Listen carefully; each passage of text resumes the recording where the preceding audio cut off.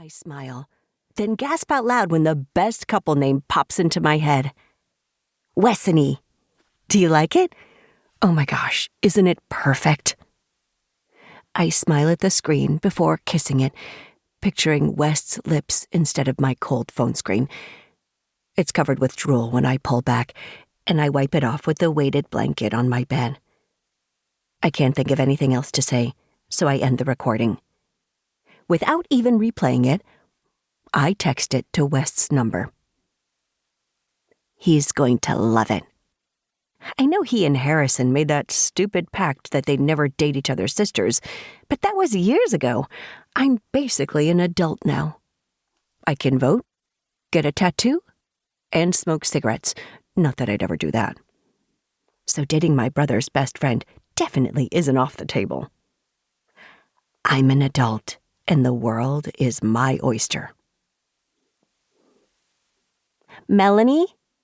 Sweetie? My mom's voice wakes me from the strangest dream.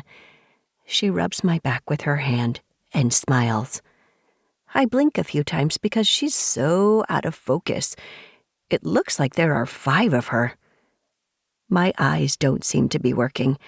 I squint at the bright light coming in through my window. Last I remember, it was dark out. What day is it? My voice comes out in a croak. Mom chuckles. Her shoulder-length hair and large round eyes are starting to come into focus. You had to have surgery yesterday, and you were pretty out of it from the anesthesia, although very entertaining. I begin to sit up in bed, but groan when the soreness in my abdomen hits me. You poor thing. Let me help. My mom gently grabs my arm and helps me sit up and rest against the headboard of my twin-sized bed.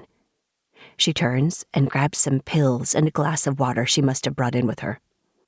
Here, take these. They'll help with the pain. The doctor said you'll be sore for the rest of the week. I rub my temples, trying to recall the events from yesterday. It's so strange. I totally thought I dreamt the entire appendicitis debacle. Closing my eyes, I can smell the scent of lavender essential oils coming from my diffuser. Mom must have turned it on while I was asleep. Wait, you said I'll be sore all week? What about swimming? Mom sighs. I'm so sorry, but the doctor said no swimming for 2 weeks. My eyes fill with tears. Swimming is one of the main activities I found that eases my anxiety. My therapist encouraged me to face my fear of the water and swim several times a week. But Mom, I start, but she interrupts me. I know it's going to be hard, but your body has to heal.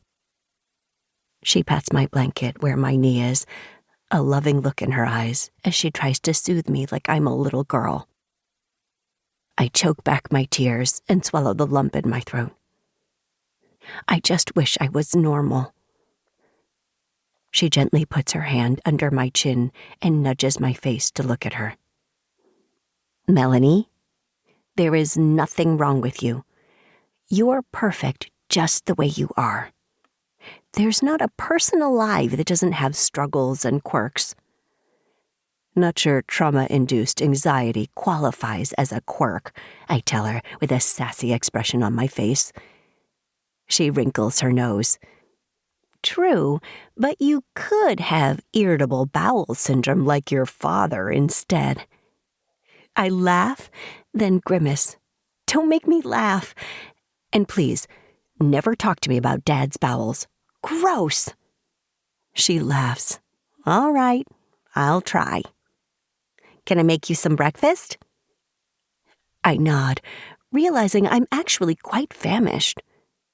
She grins, causing the lines around her eyes to scrunch up. My mom has a timeless beauty I've always admired, the kind of beauty that doesn't go away with age. With her shiny dark hair and big blue eyes, she reminds me a bit of Zooey Deschanel. I inherited my eyes from my mom, but I got my dad's lighter brown hair. If you ask me, it's kind of a mousy brown color.